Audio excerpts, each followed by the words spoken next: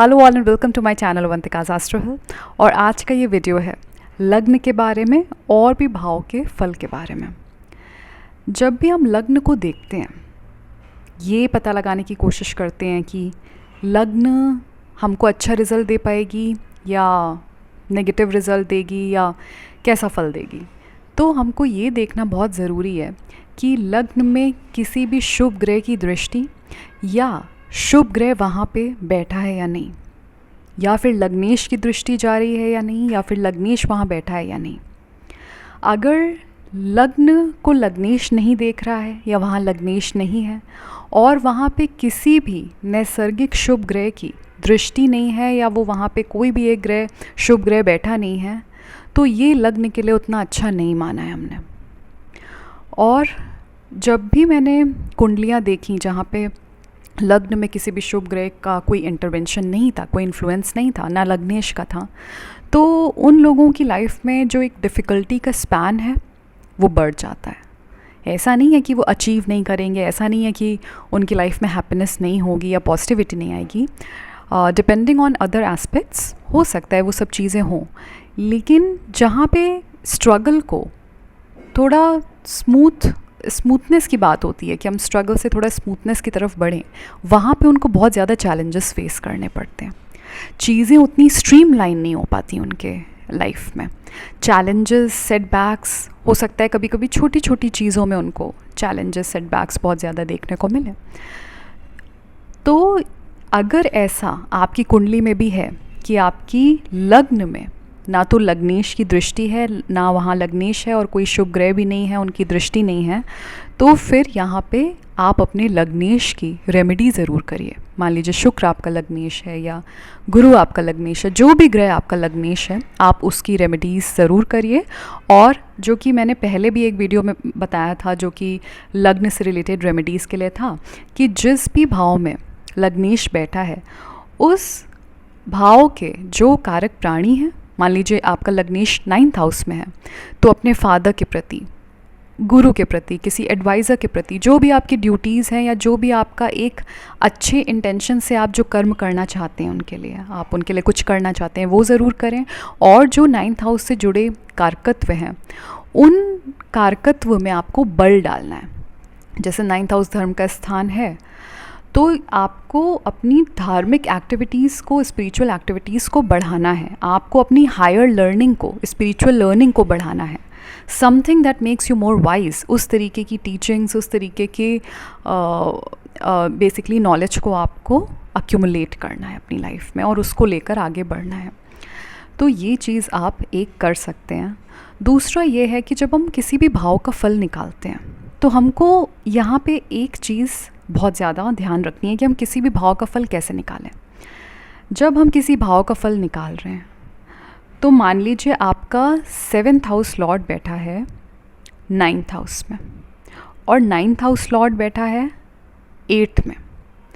अब मान लीजिए यहाँ पे 7th हाउस लॉर्ड जो है, जो 9th में बैठा है, वो एक पापक ग्रह है, जहाँ पे किसी दूसरे शुभ ग्रह की कोई दृष्टि नहीं जा रही, वहाँ पे दूसरा कोई शुभ ग्रह बैठा भी नहीं है, वो अकेला पापक ग्रह 9th हाउस में बैठा है, जो कि 7th हाउस लॉर्ड है। और जो 9th हाउस लॉर्ड है, बेसिकली जो 9th हाउस का राशीश हो गया, वो 8th हाउस में बैठा है, अगेन वो एक अशुभ घर है। तो ऐसे में क्या होगा, जो 7th हाउस का फल है वो नेगेटिव हो सकता है, उसको लेकर, उस भाव के फल को लेकर प्रॉब्लम्स आ सकती हैं।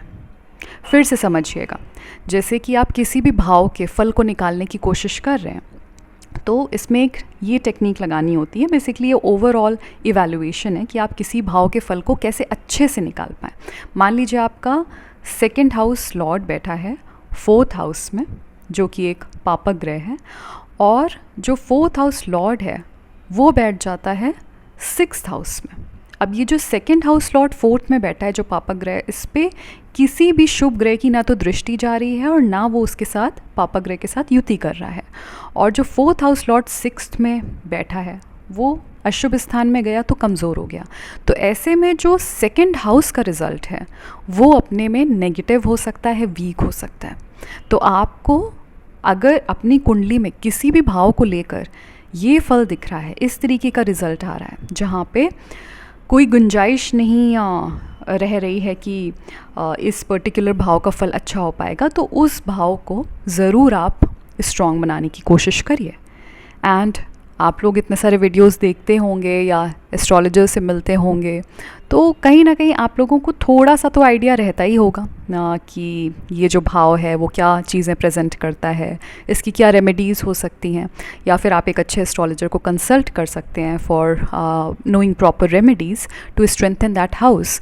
तो इस तरीके से आप ये पता लगा सकते हैं कि ये भाव में ये भाव में मुझे किस तरीके का फल दे रहा है। जैसे कई बार क्या होता है, लोग देखते हैं कि 7th हाउस में तो शुभ ग्रह बैठा हुआ है, लेकिन 7th हाउस लॉर्ड वो एक अशुभ स्थान में बैठा हुआ है, और वो जिस राशि में बैठा है 7th हाउस लॉर्ड, उसका जो स्वामी ग्रह है वो भी वीक हो गया कुंडली में। तो 7th हाउस में लाख शुभ ग्रह बैठा हो, यहाँ पे 7th हाउस का रिजल्ट नहीं मिल रहा है, शादी नहीं हो रही है फॉर एग्ज़ाम्पल। तो लोग सोचते हैं कि पता नहीं क्यों नहीं हो पा रहा है, यहाँ पे तो शुभ ग्रह बैठा है, उसकी दशा आ रही है तो फल मुझे मिलना चाहिए, but they don't understand the overall calculation. तो इसमें आपको क्या करना है कि आपको जो ग्रह आपका 7th हाउस को रूल कर रहा है उसकी रेमेडी, और जो आपका जहाँ पे 7th हाउस लॉर्ड बैठा है उसका जो राशिश है, उसका जो वो जिस राशि में बैठा है तो उसका जो लॉर्ड है, आपको उसकी भी रेमेडी करनी चाहिए, तब जाके ये अनलॉकिंग हो पाएगी, तब जाके आपको जो पॉजिटिव रिज़ल्ट है वो मिलेगा। किससे रिलेटेड? 7th हाउस से रिलेटेड। आई होप ये मैंने 2-3 बार समझा दिया है तो आप लोगों को समझ में आ गया होगा। अब इसी तरीके से दूसरा एग्जाम्पल लेते हैं। मान लीजिए 1st हाउस लॉर्ड इन 5th हाउस है, ठीक है, और ये अगेन कोई पापक ग्रह है, क्योंकि जो शुभ ग्रह होता है, नैसर्गिक शुभ ग्रह, हालांकि टेक्स्ट में ये भी बताया कि एक शुभ ग्रह भी क्यों ना हो उसको दूसरे शुभ ग्रह का देखना या उसके साथ युति करना ज़रूरी है, फिर भी क्योंकि शुभ ग्रह तो इतना कोई ख़राब फल देने वाली उसकी इंटेंशन नहीं होती है। तो 1st हाउस लॉर्ड इन 5th बैठा हुआ है, जो कि एक पापक ग्रह है, जिसको कोई दूसरा शुभ ग्रह ना तो देख रहा है ना युति कर रहा है। और जिस राशि में 5th हाउस लॉर्ड बैठा हुआ है, मान लीजिए वो राशि है मिथुन राशि, तो उसका स्वामी ग्रह हो गया बुध। बुध चला गया आपका 12th हाउस में। तो 1st हाउस लॉर्ड इन 5th हाउस कौन है? वो एक पापक ग्रह है, और उसकी जो जिस राशि में वो बैठा है उसका स्वामी ग्रह बुध चला गया 12th हाउस में। तो अब आपको 1st हाउस से रिलेटेड जो रिज़ल्ट है वो अच्छा मिलने में बहुत प्रॉब्लम आएगी, चाहे 1st हाउस में एक पॉजिटिव ग्रह भी क्यों ना बैठा हो। पॉजिटिव ग्रह थोड़ा सा एक नेगेटिव फल को या वीकनेसेस को थोड़ा पैसिफाई करेगा, लेकिन ज़्यादा नहीं कर पाएगा। तो आपको यहाँ पे जो राशिश है बेसिकली 5th हाउस का, उसकी भी जब आप रेमेडी करते हो, अलॉन्ग विद लग्नेश की जब आप रेमेडी करते हो, उसकी भी जब आप रेमेडी करते हो, तब जाके आपको लग्न का या जिस भी भाव का फल हम निकालने की बात कर रहे थे उसका फल मिलेगा। So this is how we calculate proper bhav phal. And जब हम ये कुछ टेक्निक समझ जाते हैं और उसके आधार पे जब रेमेडीज़ करते हैं तो हमको ज़रूर फल मिलता है। तो अगर आपका कोई भाव इसी स्टेट में है, और अगर आपको बहुत टाइम से मान लीजिए शादी को लेकर या किसी भी एस्पेक्ट को लेकर, 10th हाउस को लेकर, आपके प्रोफेशन को लेकर रिज़ल्ट नहीं मिल पा रहा है, और आपने देखा कि आपकी कुंडली में कुछ इस तरीके की स्थिति है, तो फिर आप जो मैंने फर्दर बताया कि इस आधार पे आप रेमेडीज़ करें, और आपको डेफिनेटली एक पॉजिटिव इफ़ेक्ट देखने को, एक पॉजिटिव शिफ्ट देखने को, और जो अनलॉकिंग कही मैंने, जैसे कुछ होता है ना कि एक ताला पड़ गया किसी चीज़ में, सो वो अनलॉक हो जाएगा। सो आई होप ये नॉलेज आपके लिए हेल्पफुल थी, और अगर आपको वीडियो पसंद आया हो तो इसको लाइक करिएगा। I will see you all in the next video now. Take good care of yourself.